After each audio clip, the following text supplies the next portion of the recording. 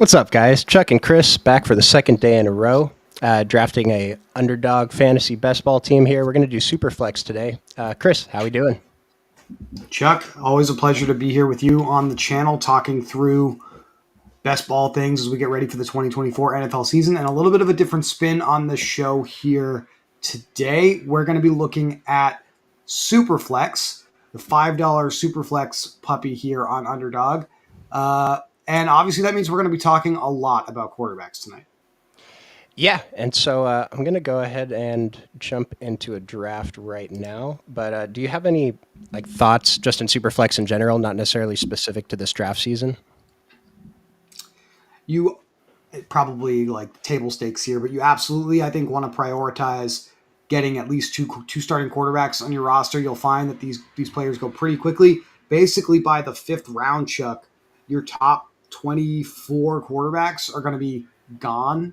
So you can still be patient and wait for quarterbacks, and I feel like that's probably what you're going to advocate for here. I noticed we made Baker Mayfield from the Tampa Bay Buccaneers the cover boy this evening. I know you've said several times Baker is one of your favorite quarterbacks to pick this year. I know that he's an awesome value in regular half point scoring here on Underdog, which is what is used in Best Ball Mania 5. He's an extremely affordable quarterback in that format in like the 14th round roughly. But here in Superflex, he's going around pick 65. Again, that's like the fifth, early sixth round. And most teams, I would think, are probably taking Baker to be their second quarterback and not their first. So I am curious your thoughts on leveraging this quarterback heavy start with some of those other positions here and how that kind of works in this type of contest to potentially leverage the field and come out on top. Well, today we got the ninth pick, and so usually if I have the top four picks, I'm always going to take a quarterback. I'm taking CMC, basically going in order of the top 6 Mm-hmm. picks, and then I'm taking Tyreek Hill over Anthony Richardson and CJ Stroud. Okay. And so basically, if I have a top four pick, I'm taking a quarterback. If I don't, I'm basically just taking the top position players, and then scooping up value like Baker Mayfield in a later round. But it just feels a lot better to have like CeeDee Lamb, Tyreek Hill with Baker Mayfield and Matt Stafford than it does to have even like a Josh Allen and maybe Jaden Daniels with those wide receivers we usually see in maybe the third round. So with the ninth pick, that's right on Tyreek's ADP here. I assume that's if it falls that way, if CeeDee Lamb is not available, that's probably what you're going to want to do here. Same stacking principles apply, obviously, right? We want to probably prioritize Tua a little bit more if we have Tyreek, for example. Is that correct? Yeah, and that's one adjustment that's a little bit tough to make, I think, is taking unstacked quarterbacks. But because a lot of the receivers are going later, you can usually backstack most of these quarterbacks. Tua is probably not a good example because Jalen Waddle is still going around the same place. But if you can Right. get like Jalen Waddle with Tua, that seems great. And I've seen people complaining about, sniping quarterbacks on stagnants. Like it's super flex. It really doesn't matter. There's enough receivers that we can get later anyway. Yeah, you need those 20 quarterback points on average for your super flex spot. So refresh my memory, and maybe for the viewers here this evening, I know regular BBM contests, non super flex. We're starting one quarterback, two running backs, three receivers, and a tight end, and a flex spot. Where are we at here? What's the principal difference? That flex spot literally just includes the quarterback, or is it okay? We have two running backs and two receivers, so we're sacrificing one of those receiver spots for that super flex spot. Got it? That makes a tremendous amount of sense.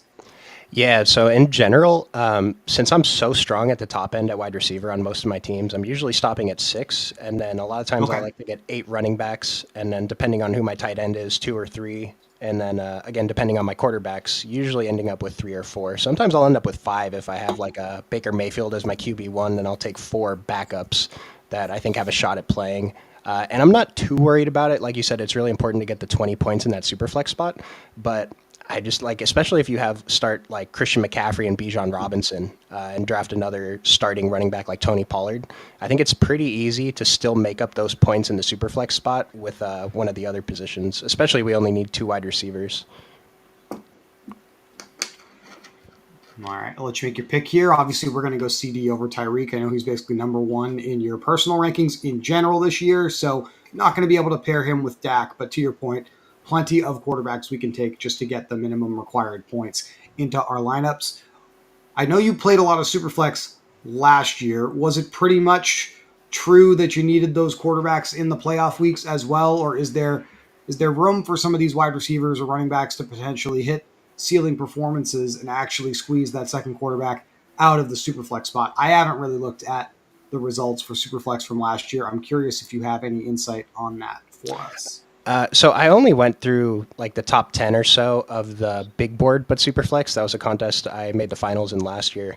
And at the top, everyone had like Jordan Love was the most common player. And then like the Okay. second guy could have been like, I think he put up 28 points, underdog points. And then Jalen Hurts put up about 21 that week. And both those scores counted. One of the things that was interesting that we kind of already knew was that running backs are actually going to fill the flex a lot more than you would think in these contests. And the winner had three running backs in his lineup with only two receivers.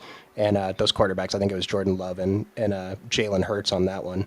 And so Christian McCaffrey was like, he was on both of my finals teams last year, and he was just such a huge piece for getting the finals. And I bricked on quarterback basically on both of those teams. But hitting Christian McCaffrey and Raheem Mostert in the same lineup kind of saves that. Mm, But Christian McCaffrey was awful in the finals, and I think he was the previous season too. But yeah, I mean, just goes to show like you can get there in a multitude of ways, but you probably still need 20 plus points from two quarterbacks in week 17.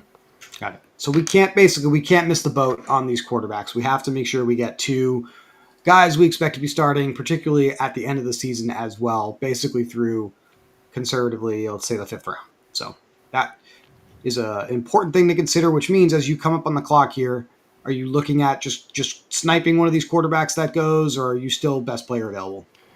If Justin Jefferson's there, I'm going to take Justin Jefferson. Otherwise, I've usually been taking Brees Hall or Bijan Robinson in this spot to get that, possible running back three. But so I'm just going to take Justin Jefferson here. But I think it's fine to Okay. take Kyler, Brees Hall, even Amon Rod, just double up on like the super elite receivers like I'm doing here. I don't hate Cowboy Astronaut going with Amon Ra there because I actually do have Amon Ra ranked higher than Jefferson straight up, at least on my end this year. But not going to complain about either player at this spot. I think this is a really strong spot for you. And just talking through the dynamics of only needing to start two receivers in this contest, that flex spot tending to be filled more by running backs in this particular contest format. We can pretty much shift our attention to running backs and those quarterbacks now, at least through the early rounds, is at least my gut reaction to how you've started this contest, this being the first Superflex board I've actually watched take shape here. I imagine that's probably the way you're going to go here, right? I think so. Yeah, I have trouble with these mid-round running backs. Like I'm not really like Jameer Gibbs. I love in this contest. I have a ton of Jameer Gibbs, but I don't know. Like once I don't have a running back and I get to the Derrick Henry, ETN, Pacheco range, it You're feels throwing. like I want to grab one of them. And if I miss out on those guys, I'm pretty much skipping this whole range here and then going like zero Yeah. RB. But I don't think zero RB is as powerful, not nearly as powerful in Superflex as it is in regular best ball. Probably should. There's a lot of meat on the bone there for us to dive into and maybe come up with some information that we could share for the people. But I think that's a tremendous insight for sure that we probably need to back up with some additional research. So we'll make that a priority throughout the rest of the summer here. Um, Unlike the sea of orange in regular contests, sea of purple here at the top of the board to be expected for sure. I was looking at some of the ADPs for the running backs, receivers, and tight ends right before the show started here, Chuck. Basically landed on every player that's a non-quarterback is effectively seeing their ADP pushed down like half a round to a round, depending on how far away we get from the top of the draft board. So that's kind of the phenomenon here. Obviously, the quarterback's going higher. There's zero sum game here. Obviously, the other players are going a lot lower. Yeah, and it's there's a few ways you can go. Like I think it's interesting these guys taking two quarterbacks in a row. I don't think it's necessarily bad, but I just wouldn't you rather have Brees Hall and I don't know Kirk Cousins rather than Jordan Love and whoever he ends up getting here. I don't know. I feel like these mid-range quarterbacks are being a little bit overvalued. I'd rather start taking these guys down here a little bit more. But I mean, it's not necessarily wrong. That's the thing. Like, there's just not that much data out on Superflex. There's not that many people diving into it, so it's less solved than regular best ball, if that makes sense. There's Okay, not like so a consensus way to draft.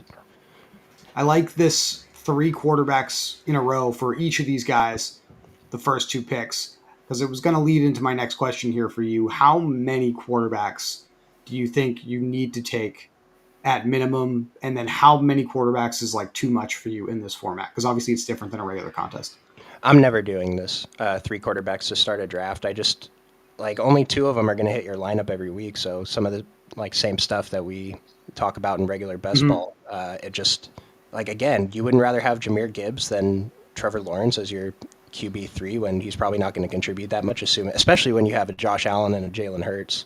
When I have these topics, I'm usually just going one elite quarterback and then love pairing Jalen with AJ Brown. And if I can get like Jameer Gibbs here or any of these other guys, really, I'm usually just going to do that and then take a flyer on I don't know, like an Aaron Rodgers and a Baker Mayfield if they make it back to me. Mm-hmm. Okay. So unlike the regular contest, where in a lot of builds we're comfortable just stopping at two quarterbacks, though, you think we need to get to three here pretty much all the time, or when you have that elite quarterback to start, you're still okay with having two in Superflex format here? Well, I want some kind of third quarterback most of the time. I mean, if I start, I don't know, Josh Allen and Brock Purdy, those guys' floors, like Josh Allen obviously has the highest floor, but excuse me, let me make my pick here. Yep. Like Caleb Williams over these guys, we don't. Caleb Williams is a rookie. Probably you just got to grab him though. Like that's one thing about adjusting to rooms. This room went a little bit quarterback heavy in the second and third round, so we just don't want to get left behind. And it's super easy to stack him with any of his receivers after this. But He was one of the first quarterbacks that I had kind of looked at in this format for what you just hit on. It's still pretty easy to get to Keenan Allen, DJ Moore, Roma Dunze, to at least get one of those guys with him here. So I kind of like the start a lot. yeah, and it just I don't know, just having these two guys. I'm gonna take a receiver somewhere in here, but like I just these two should fill the wide receiver spots every week. Maybe Right. like my Gabe Davis down here fills a flex spot a couple times, and then hopefully I get three receivers that or three running backs rather that are all capable of filling in that flex spot.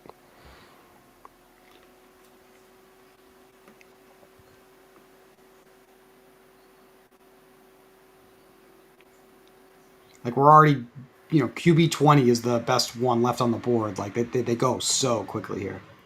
Not to beat a dead horse or anything, but it's definitely a shock to the system and an adjustment. Devontae Adams from the Raiders, Nico Collins from the Texans, Debo from the 49ers. We're still looking at our playoff week correlations here to make some of these decisions and break ties, right, Chuck?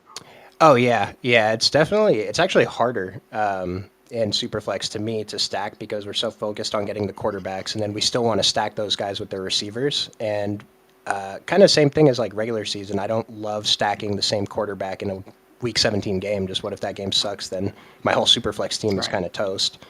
But we definitely like, yeah, it absolutely break tiebreakers. And here I went with Kyron because, like, back to what I was saying about running backs being kind of undervalued. I think Kyron adds more to this team than any of these guys. As much as I love Devontae and Mike Evans.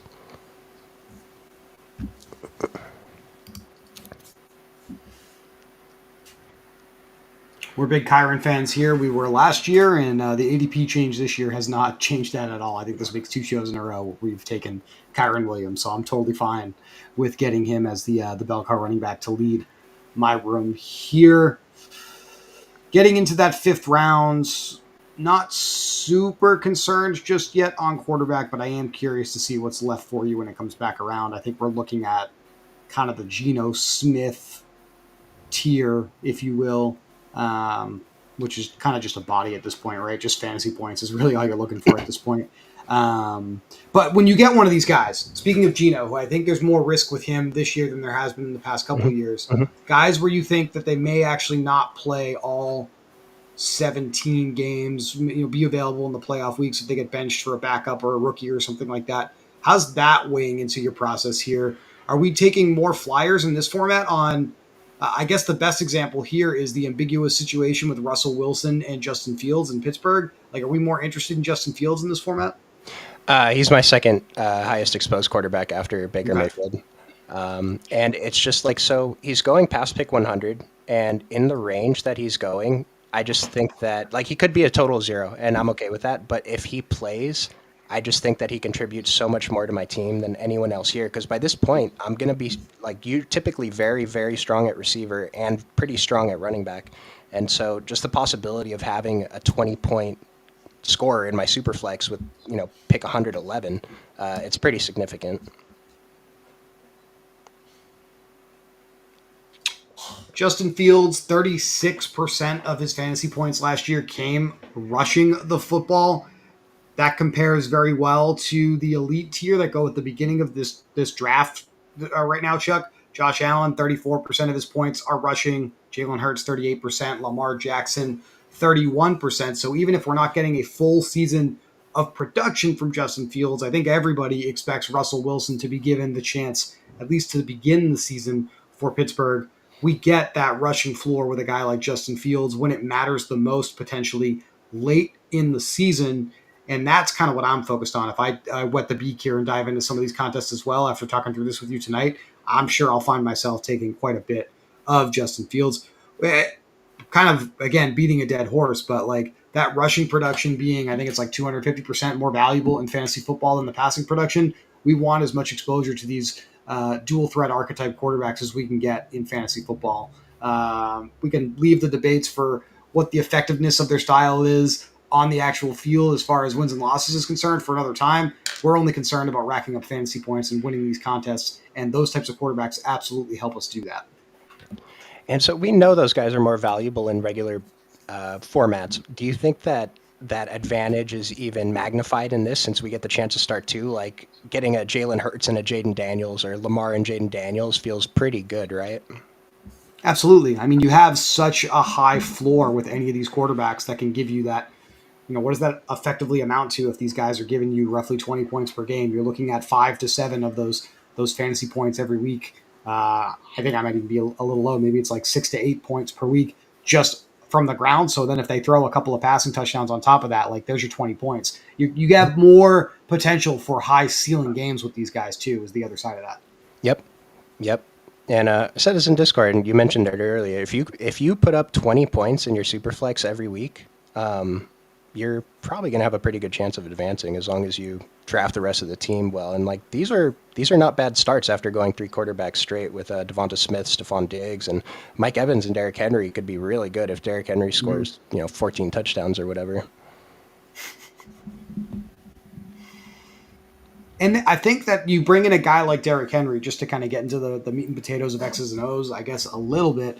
That to me signals that the Ravens want to avoid using Lamar Jackson to jam in that football inside the 5, right? So you are probably going to see more rushing touchdowns from running backs in Baltimore compared to other Baltimore running backs this year.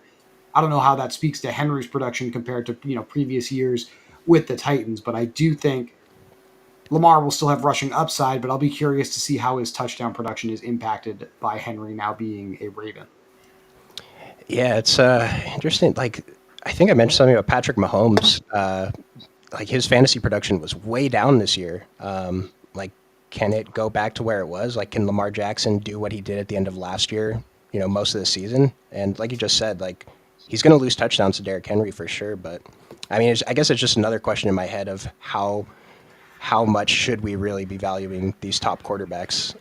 Because it's like mostly for floor, right? But if we draft more quantity, then we're making up kind of that floor, and so it's Right. just the ceiling for the playoff games, I guess.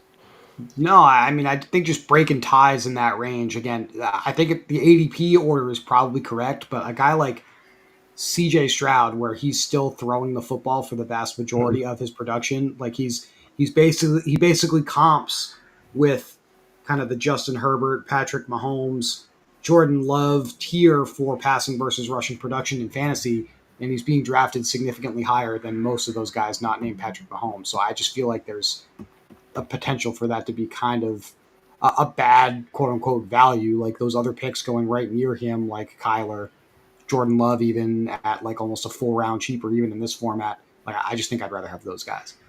Yep. And I took a risk here. I could have just taken Baker, but I couldn't resist DJ Moore past ADP. Hopefully Caleb Williams number one. And this might have been even worse because I could easily get Keenan Allen or Roma Dunze later. It's just Baker might be more important for this team than DJ Moore was. And now I have to take Jay McCarthy Now you have to, way ahead of but you're ADP. kind of you're double stacked with your top. Oh, well, no, not double stacked, but you're still stacked with. Oh, you're double stacked with your quarterbacks. I was about to say you're double stacked with your top receivers. You're not, but you still have a Bears and a Viking stack here, and that you'll get two games between those two teams as well.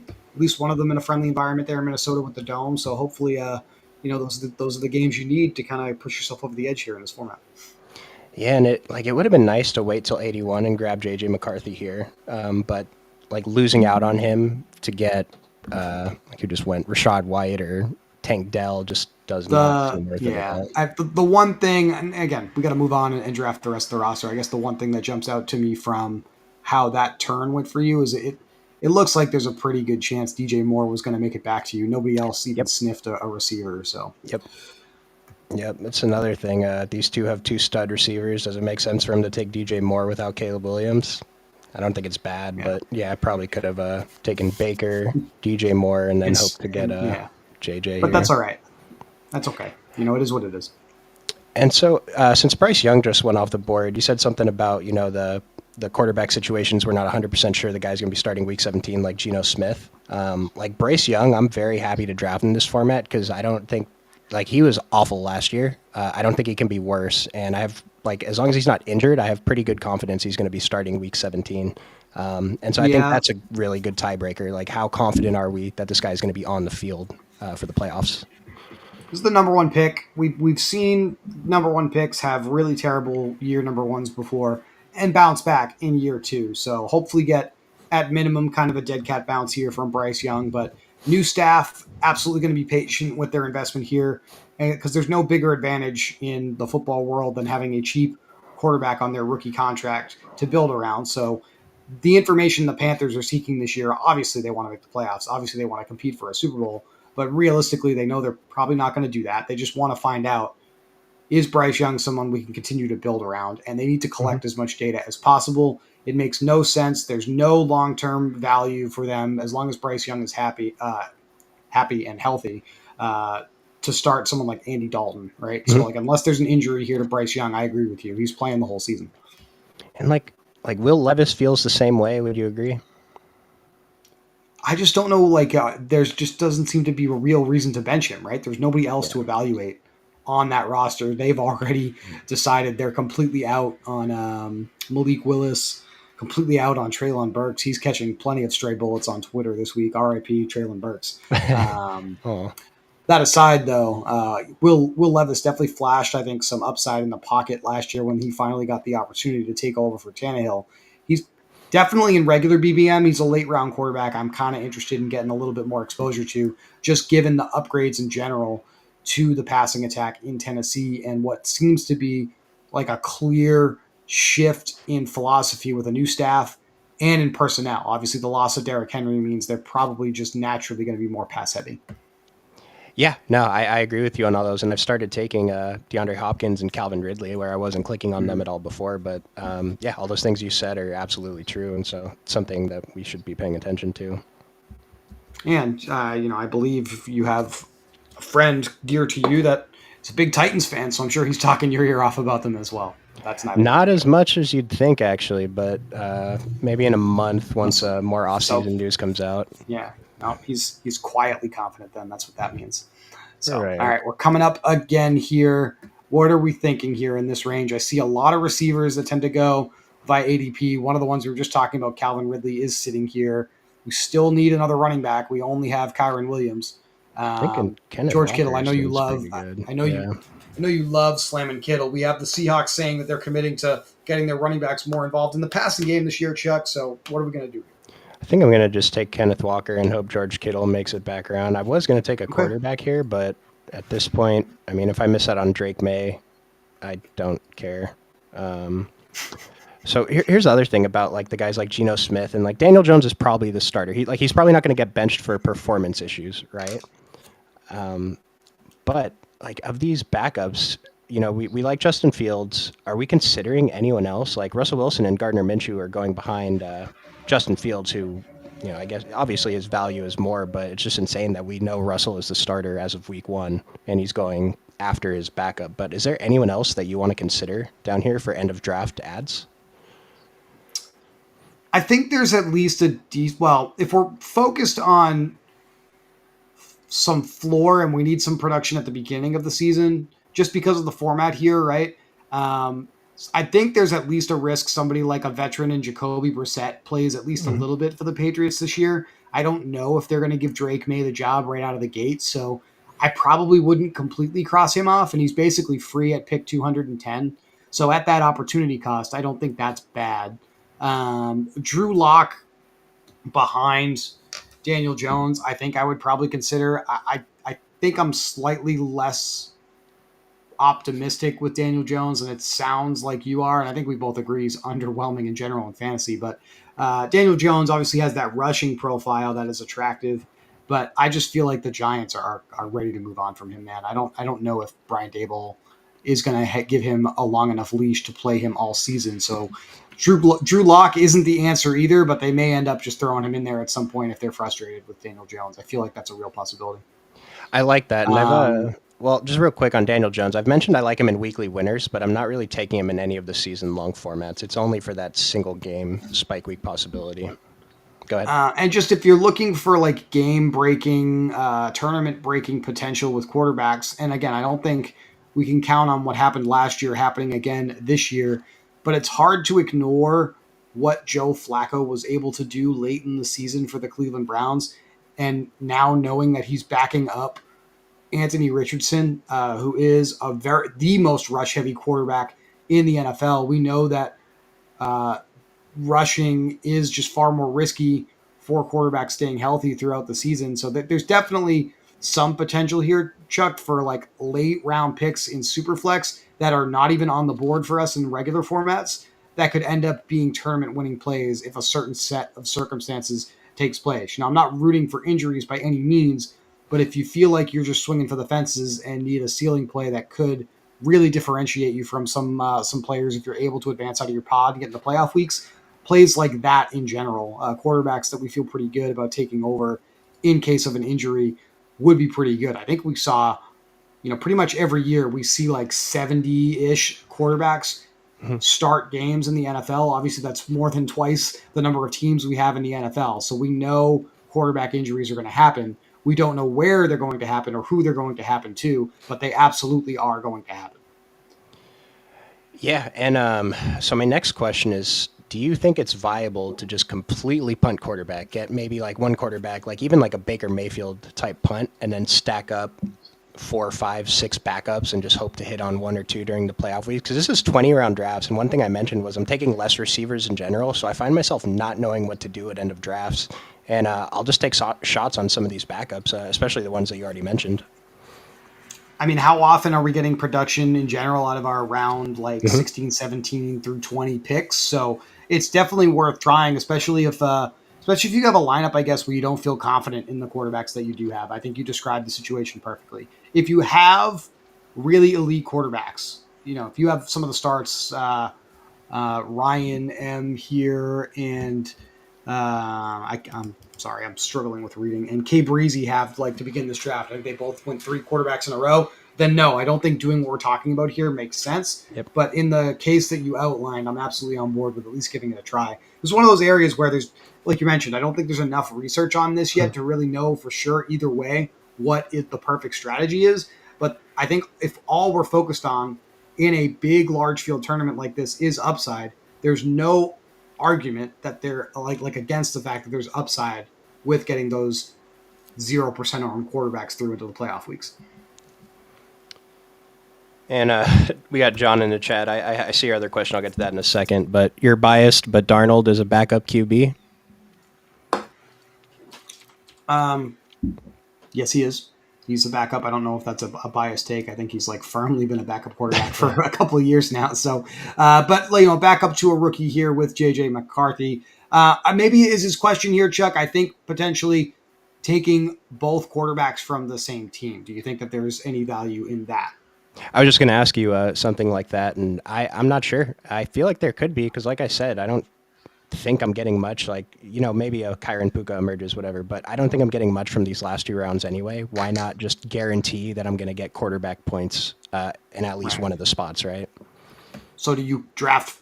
I mean, we're not going to do this. Well, I don't know. It's your team, but you end up with a weird looking roster with 5 quarterbacks on it. But that's because you take both Justin Fields, Russell Wilson, JJ McCarthy, and Sam Darnold, right? Like maybe that's something you could do and guarantee you have that production from 3 teams instead of just thinking about the players. That's an interesting way, I think, potentially to think about this for sure.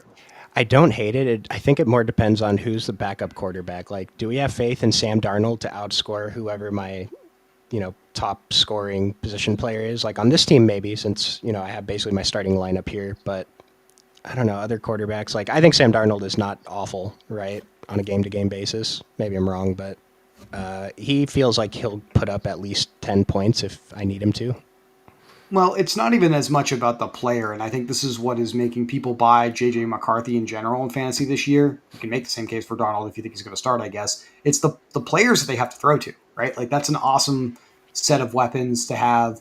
I don't know what the on-field results are going to be like for the Minnesota Vikings in terms of win-loss, but I think the fantasy points are absolutely going to be there in this offense.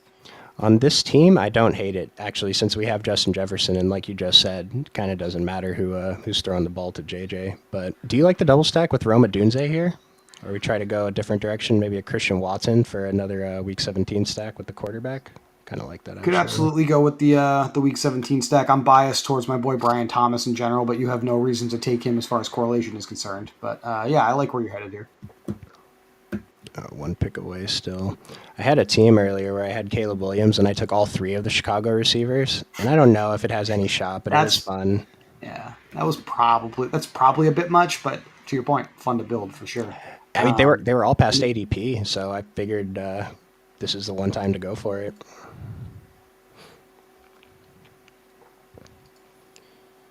And we have John here. In regular drafts, what's your strategy with the Texans? With the ADP of the team so high, it seems hard to get much exposure, even though they're probably the most talented offense.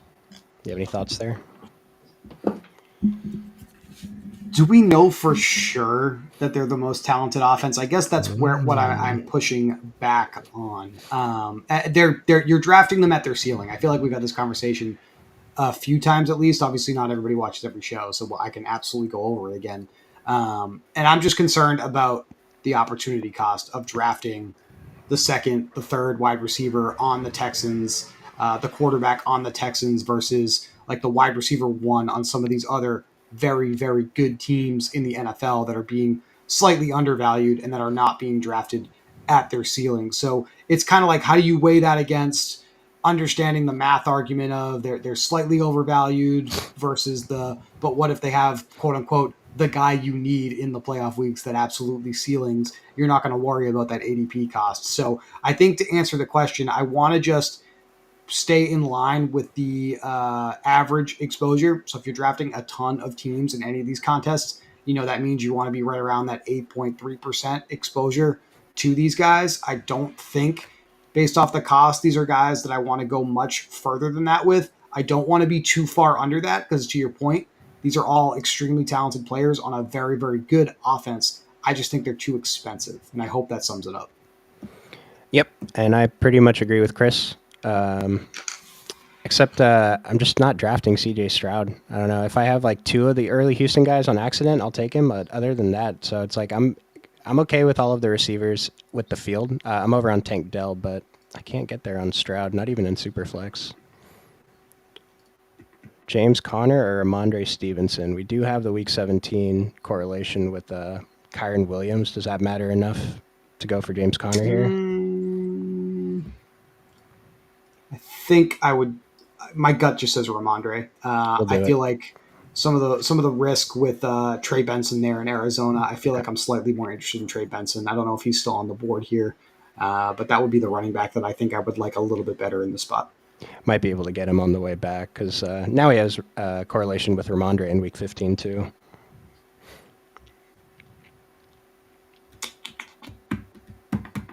John agrees with us. Nice. Thank you Cool. for the Thanks, question. Sean. Appreciate the question, man. That was a good one. Um, It's just in general not a super flex related thought. I'm curious how you feel about this.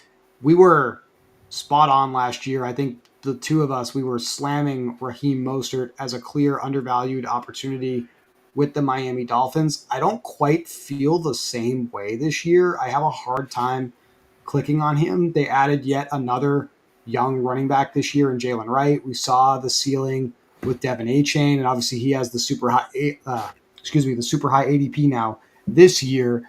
How do you feel about Mostert this year? So I was actually not slamming Mostert last year. I was slamming Jeff Wilson and Devin A. Chain, so I got one right at least. But I'm okay Okay. taking Mostert where he's going in ADP if the other running backs around the range are gone. I think my highest exposed running back from Miami is Jalen Wright at this point though, and like I'd be in on A. Chain for that single week upside, but his price is just it's a little bit high. I mean, he's not going to average 8 yards a carry for a full season again. I think I'm pretty good with putting that out there as like a public take. I feel like he's going to regress to the mean there. So I would agree with you. I'm more interested in the young bucks at the position, and it's no disrespect to brother Raheem or anything. He's a great player, but I think we got the ceiling last year, and I'm cashing in my chips, so to speak. I'm not trying to go over. I was very over the field. He was actually my highest exposed running back last year, which was big reason why I was able to advance 33% of my teams in Best Ball Mania 4. I don't think he's going to be the guy I need to do that again this year. So I'm kind of looking for that next piece. Did you see the comment from their coach about like whatever this backfield's going to be great, led by then he like dot dot dot Raheem? I didn't see the clip. I just saw it typed out on Twitter. No, I'm going to have to look that up because I haven't seen that just yet, but that sounds kind of ominous. They have enough talented players there now where I wouldn't be shocked if maybe we see a personnel move there, maybe a trade or something. We'll start to see some of those things heat up as teams begin their formal training camps about a month from now. We're already kind of at that point on the calendar, which is kind of crazy to think about. We just saw some OTAs. I think we're still in OTAs for some teams, and then in July, that's when training camp and then preseason pretty much kicks off. So it might feel like we're still at the beginning of the summer here, man, but football season is very, very close. Yeah, I mean, there's enough news on. I mean, my Twitter feed is curated for fantasy football stuff, but I'm seeing a Right. lot of like stuff pop up every day. Like I saw a cool picture of Bucky Irving the other day. Been drafting him, so that's got to bump his ADP up a couple spots. I think we saw the same thing, man. Bucky Irving holding the gold football, Yeah, some shots of him making some cool plays. Man, I'm excited about Bucky Irving backing up Rashad White.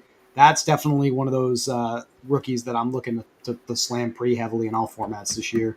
I don't feel like Rashad White has as strong of a hold on that RB1 job as some of the other guys around the league. Obviously, he had a ton of opportunities last year, but I think that's entirely the point here. Opportunities are what we need these players to get in order to score the fantasy points. And so, if the touches shift, we want these guys that are being undervalued potentially with popular projection models. That's kind of the I guess the advantage play here that we're looking for is where are the field projections wrong on some of these running backs. I love it. We're on the same page there. And I'll just throw out. I mentioned him before, but Marshawn Lloyd, kind of similar situation. Mm-hmm. I don't even think he's the backup. I think he's just like if it's a 65-35 split, even he has standalone value. Then if something does happen to Josh Jacobs, then he's going to be in a pretty good spot. And I'm assuming he's the RB2 because J.J. Dillon Mm-hmm. was very underwhelming last season. Extremely inefficient. I think they're ready to kind of move on from him. I'm really glad that you're interested in this player here because we've talked on a few shows about Austin Eckler, but Brian Robinson is one of those running backs I have actually been hesitant to click on. So are you just filling out the roster here, looking for some correlation, or are you in Uh, general like into Brian Robinson this year? Yeah, I like I him, don't. and then he's fresh on my mind because there was a Twitter post he was giving an interview or just talking to the reporters something about a lot of no huddle offense, and the caption on it, the guy commenting on it was talking about, well, this means Brian Robinson's going to stay on the field, and I've already been drafting him a bunch, but he was fresh in my mind today. I'm not out on Austin Eckler necessarily either, but Brian Robinson was really good. Austin Eckler was really bad. I don't think Austin Eckler is going to be as bad, but come week 17, it just feels like Brian Robinson's the guy I'd rather have from that backfield. Where are we? Okay.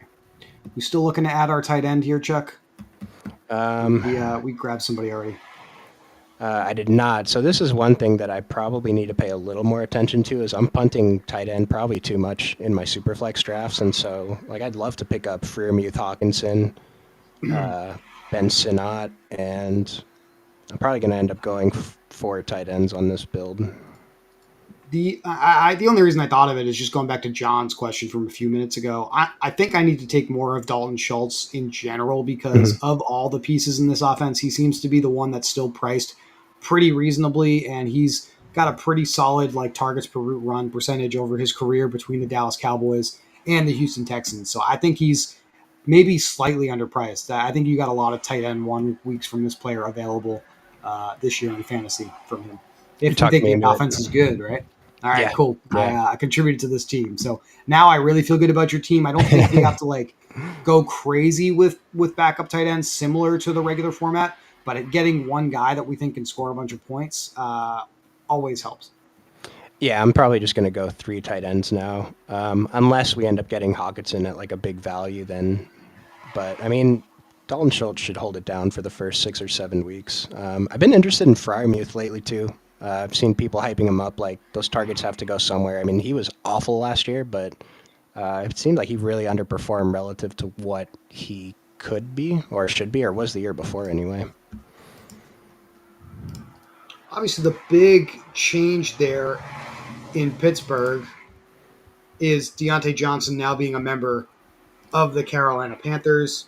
Pittsburgh drafting Roman Wilson this year. They have a rotating cast of has-beens slash never wases in the NFL. Quez Watkins, Van Jefferson, Denzel Mims, Damn. Calvin Austin, who contributed a little bit at wide receiver. So yeah, I would say that there's a really good case Pat Fryermuth as the starting tight end absorbs a large portion of Deontay Johnson's previous work. I like it. And while we're on just like that group you just listed, I'm sure you've seen all the Chase Claypool hype on Twitter. What do you think about that? Is it kind of making you want to click on Chase Claypool one time?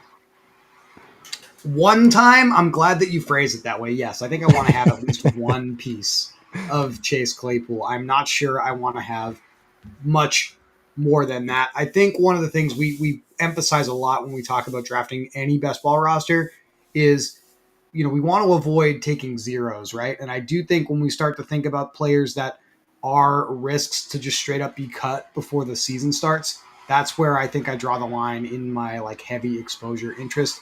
I don't know if he's actually going to be on that roster Right. when the season starts, but obviously it's fun to think about.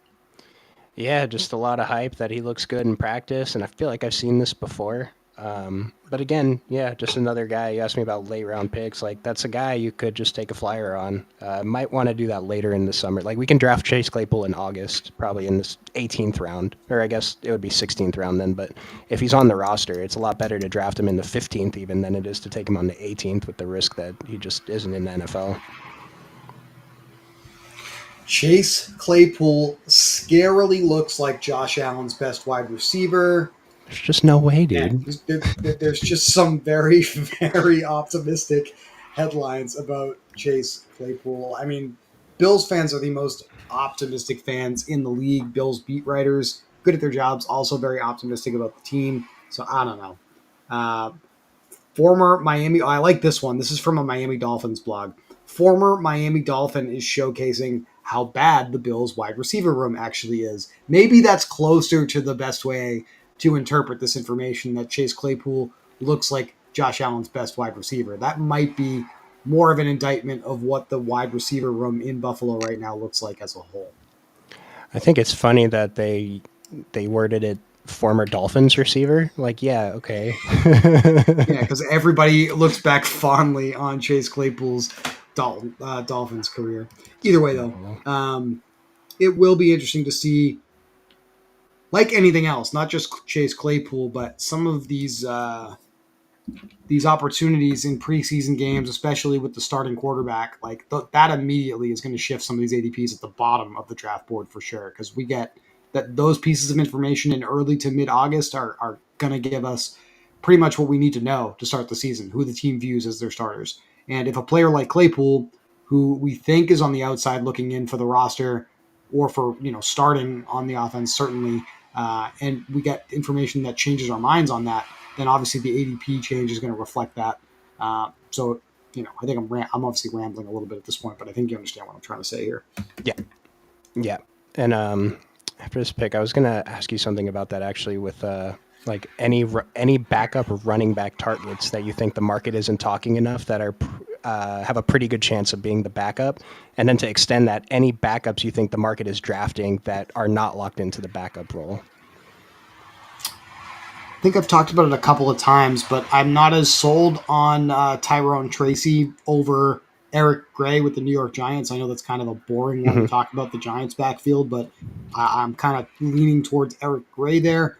That's the one I've thought the most actively about. I think the other one people are honed in on, ADP certainly reflects this, is Jaleel McLaughlin in Denver over Audric Esteem, the Notre Dame tailback that is now a rookie there with the Denver Broncos. I believe Benjamin Albright, who's a pretty plugged in Broncos reporter out there in Colorado, he seems to think Estime actually is in the lead for the backup job behind Javonte Williams. So that would be one spot where if the beat is right, ADP is a little incorrect.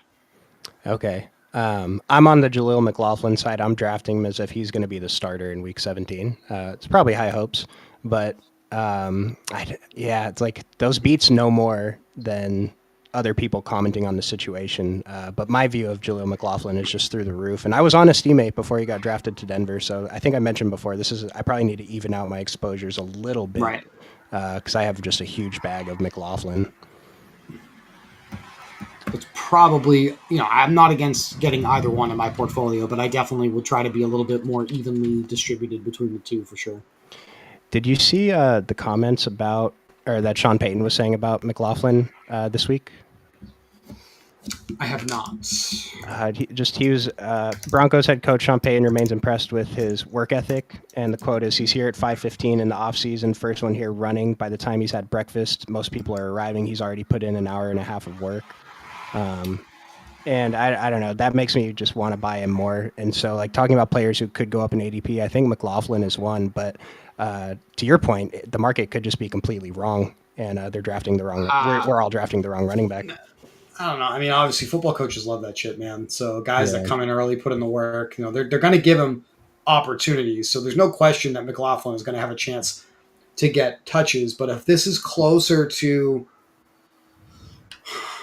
a committee backfield just in general, where two or three guys are getting 10 to 12 touches a game instead of two guys getting 10 to 15, or one guy getting 20 to 25, then all of these guys have value, right? So if we think McLaughlin is the most explosive, has a ceiling, I think that's reflected as a community in his higher ADP than his teammate. But I still feel like the rookie here is going to touch the football. I think the bigger thing to kind of take away from all of this hype is that Denver is, it sounds like they're not, like they're, I don't want to say they're out. That's probably too strong, but they're not locked in on Javonte Williams. That's probably the biggest takeaway to have here. I don't think he's safe at all to click on right now.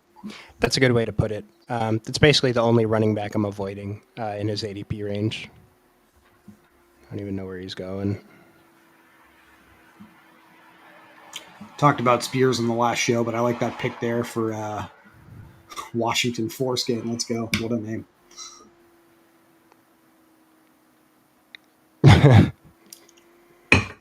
Yeah, he's doing it.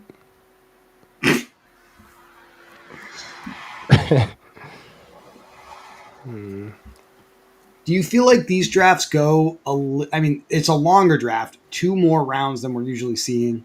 I feel like this draft is going pretty slow. It feels like every owner is taking the full 30 seconds to really think about what they're doing here. I can't help but notice that it feels like this contest takes a lot longer to get through. I don't know that I've noticed it because I'm drafting a bunch at a time, and one finishes, I just fire another one. But yeah, we're 50 minutes into the stream, and we're only in round 14, and the draft started pretty quick after we started, so it's definitely going slower. But you'd think that it would speed up at this point because this is the easy part. Yeah. Like, it's harder up here when we have to make decisions with quarterbacks, but everyone should know what they're doing by this time. So we have the big logo here on the screen. Obviously, going to talk about it at some point. very happy to be partnered again with Underdog Fantasy, the easiest and best place to play fantasy sports contests, whether they're draft contests like this one here, the Puppy But Superflex, Best Ball Mania 5, the flagship NFL contest that they have this season, whether it's the Pick'em games where you can mix and match uh, fantasy stats into a lineup to win up to right now, Chuck, 325 times your entry fee with the new Pick 8 for the NBA Finals. There's really no better place to play fantasy sports than Underdog Fantasy. We are extremely appreciative of their interest in continuing to partner with us to bring some content to our YouTube channel this year because we love playing these contests and we'd love to see you guys join us and do that as well.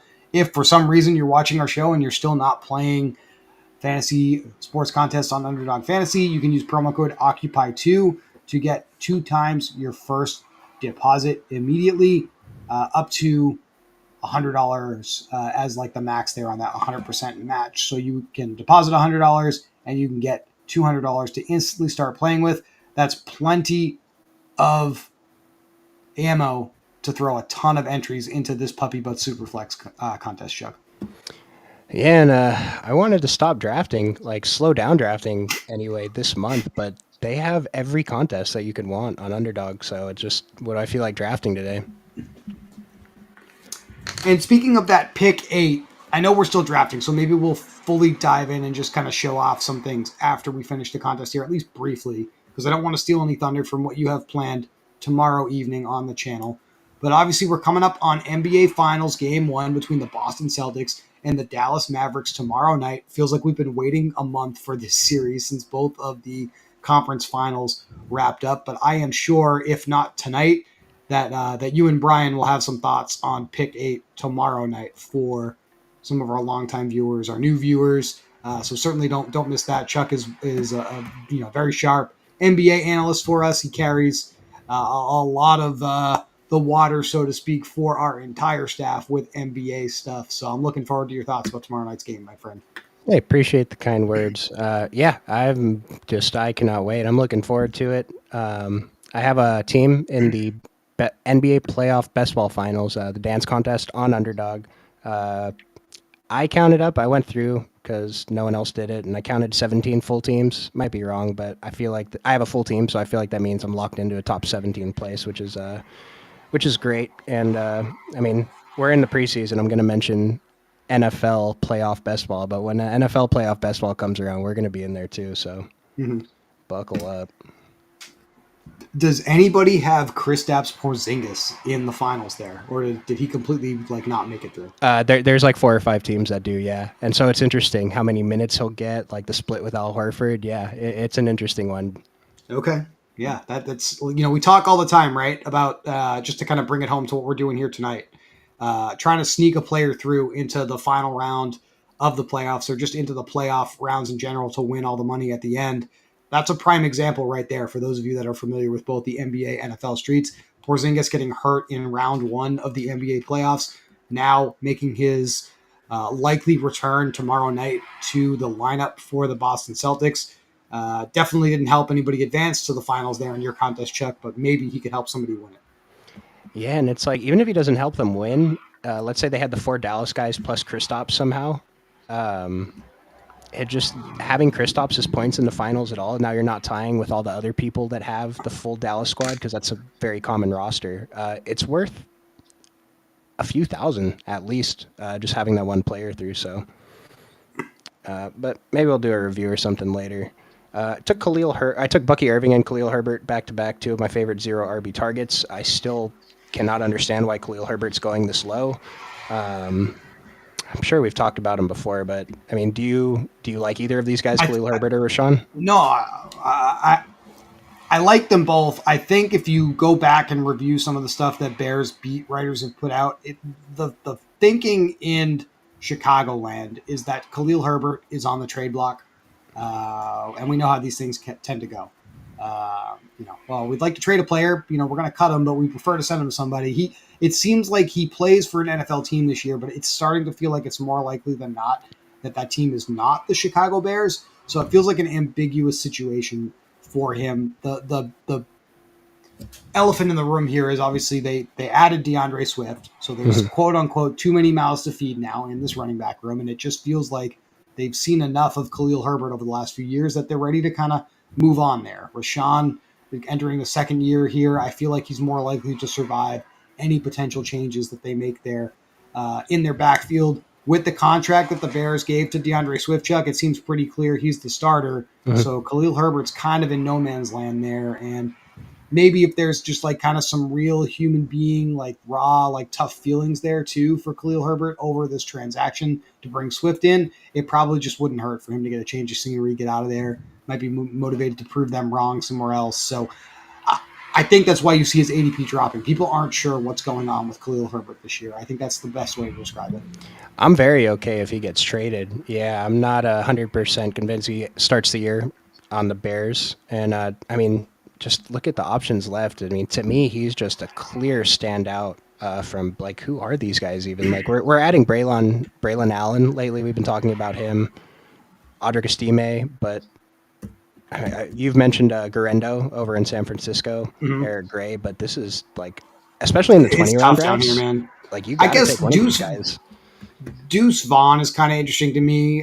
Just if we think Dallas is closer to like a three-way committee than maybe like a 1A, 1B with Zeke and Dowdle. Like he may not be that bad, especially with the extra round here in a good offense. Again, we want good players on good teams, so kind of like that candidate for every summer's rumor that we're going to convert running backs to slot receivers. You got that up on the screen here, so that doesn't hurt.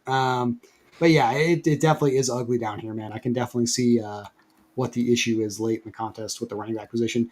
CEH, I mean, he's just right there. It's not exciting. It's underwhelming, but I think he's clearly the number two behind Pacheco. And we saw him get some starts late in the season when Pacheco was a little dinged up for Kansas City.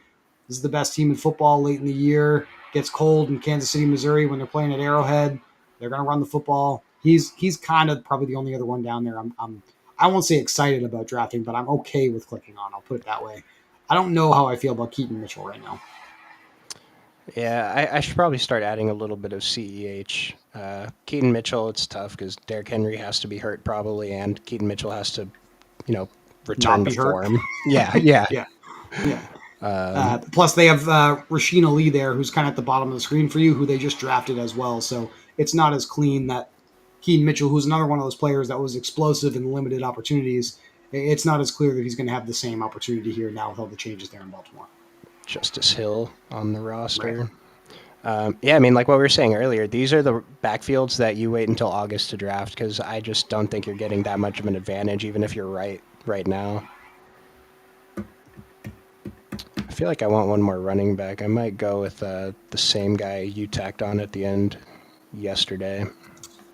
I I like actually, that. I might go with CEH. Does that matter, CEH Uh, and Justin Fields the correlation? correlation, I mean, it doesn't not matter. I don't know if it's going to make a tremendous difference. We don't have any Kansas City pieces yet here tonight?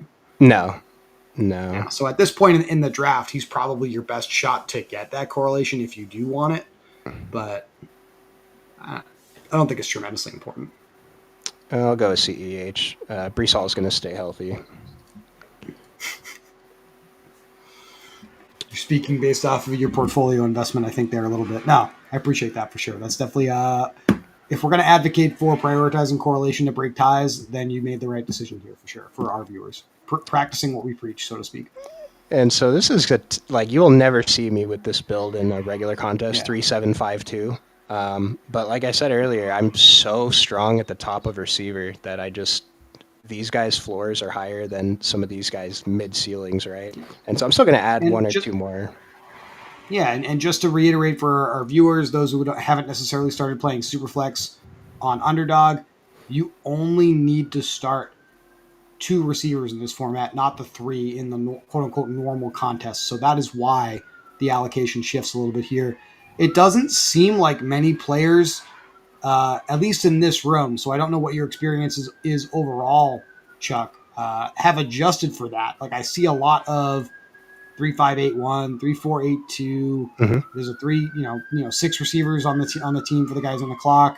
A 4-3-8-2 there on the very end. Um, people are still slamming receivers pretty heavy. Yeah, and I mentioned there's not much data on Superflex, but one of the pieces of data that I did see said that 7 running backs was overwhelmingly the optimal last season. And so, maybe that was just a season thing, but it does make sense. Like, because a lot of it is I have Kyron, I have Kenneth Walker, I have Ramondre, I have Brian Robinson, I have 4 guys I think are going to start. But I have to make sure that I have someone filling in these spots in the playoff weeks, and especially if one of them can fill in the regular flex with a 20 ball, then that's awesome. Yeah, you have the super flex is your additional flex spot. It's probably just in general a higher floor position with running back if you land on some starting running backs late. So I can definitely see weeks where if you get multiple ceiling weeks out of your running backs, Chuck, you're getting a running back in that super flex spot. And that's probably why 7 running backs was optimal last year. I think it's just a function of how scoring takes place in the NFL. Sometimes you don't know who that player is going to be, but some of these late round guys like Bucky Irving, Khalil Herbert, that you've landed on, CEH even, like if they get 20 to 25 touches in any given week, they're going to have a higher fantasy point expectation than a receiver that's going to get 5 to 7 targets, right? Like that's just Hmm. the reality of the situation. So I think the clear takeaway here is don't fall into the trap of treating this like a regular contest where you need 7, 8 plus receivers. You just don't here. Yeah, yeah, and 5 or 6 receivers was actually optimal, and so it's a little scary to go with 5, but like maybe if Joshua Palmer was someone stronger, I'd go with 5 on this one, but I'm probably still going to add one more, especially Jacoby Brissett this late feels great if you actually get him at ADP. What if he starts and you got a free starting quarterback? Yeah, and you get some of those points at the beginning of the season. If a player like Fields isn't playing at the beginning of the season, so you're always kind of keeping a third quarterback in your back pocket at some point in this contest if it goes the way we think it is. Again, drafting as if you're correct. I really like that here for you for sure. This is a format too where I know your boy Gardner Minshew, who we're taking a lot in like Best Ball Mania 5 and the other non-superflex formats, where you probably could consider getting a little bit of relatively even exposure to each of a Gardner Minshew and an Aiden O'Connell late, if we think that's kind of an ambiguous QB room as well, just to kind of chase some of those points. I mean, look at how early Gardner Minshew goes versus Aiden O'Connell. I don't think it's that locked in that Gardner Hmm. Minshew is ahead of Aiden O'Connell. So that's kind of another guy that I think is worth taking flyers on. Well, especially going by ADP, like this was way ahead of ADP for Sam Darnold. Aiden O'Connell is the first backup quarterback on the list, and so yeah, I think it makes sense. And I've backed off taking Gardner Minshew a little bit just because, like I was saying, like I could take him in August if I want to fill those stacks. Superflex, I'll still take him, but a little bit hesitant. And I don't think I mentioned it, but I did take Cole Kmet as my second tight end. Just double stack Caleb Williams. And then I guess we got the triple stack with Khalil if he ends up staying there. I mean, what do you think about adding a third tight end here? If it's like Jelani Woods or this is another guy I wanted to mention yesterday, later round picks, Daniel Bellinger. We obviously, I think as a community, everyone's expecting Darren Waller to formally announce his retirement. So I think that's why you're bringing up Bellinger. Hmm. You want to seek some of those points from the New York Giant tight end room. I think I'm slightly more interested in rookie Theo Johnson just purely because Hmm. there's an unknown variable there. And I feel Okay. like as a result, there's a higher ceiling. But bottom line, in general, Giants tight end, we don't know how that's going to go. I kind of agree with something Brian mentioned on one of the streams that he's done on the channel so far. Tight end with access to a ceiling here that I kind of like, Chuck, is Davis Allen with the Los Angeles Rams, especially if it's going to take a while for Tyler Higbee to return to the lineup and play his normal passing game role. So that would be another player that I'd be interested in, but I'm not against either of Bellinger or Theo Johnson, just to get back to your question. Okay. Jelani Woods as well, obviously an athletic freak that can definitely hit a ceiling if things break a certain way.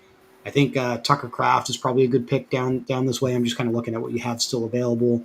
I think you had mentioned to me at one point you like him as well. We have a little bit of incentive with him with some correlation if you want to go that route. Yeah, you almost talked me into Davis Allen, but I will go with Tucker Kraft for. double correlation. This is my most exposed Week 17 game too, by the way. Minnesota Green Bay. I like the players from both teams, and so it just works out that they both play each other.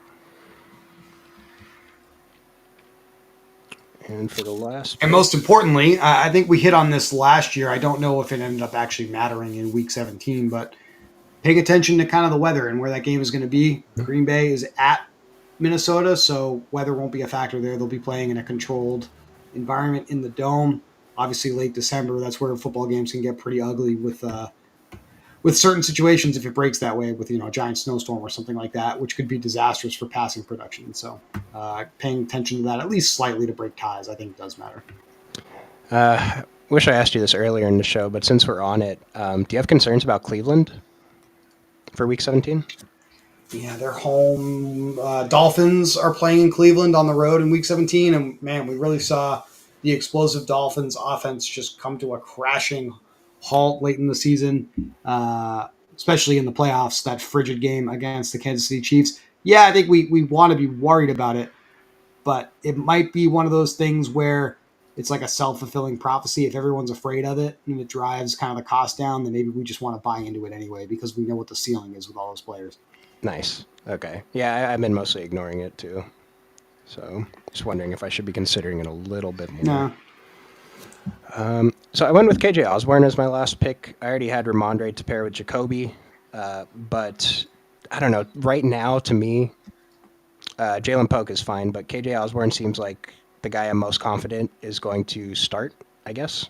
Like Kendrick Bourne probably has the highest ceiling that we saw last year, but coming back from the injury, we don't know. And then I don't know. I like KJ Osborne. He was one of my highest No. exposed players last year, and maybe New England doesn't suck as bad as everyone expects them to. That's the goal anyway. Chuck, I think Yeah. this was a really fun show to kind of talk through Superflex with you and kind of introduce some of our viewers, subscribers to that. If anybody wants more Superflex content, more Superflex shows, please if you're watching this on replay, like the video, leave a comment. We'll try to work in a few more Superflex shows. I'm sure at some point in the next few days this contest is going to fill. It feels like it's filling pretty fast. Keep me honest on that, Chuck. But there will definitely be a lot of Superflex opportunity here on Underdog throughout the rest of the summer. Yep. Just looking forward to whatever contest you put out next. We'll be in the Discord, and appreciate you guys watching. We'll see you next time.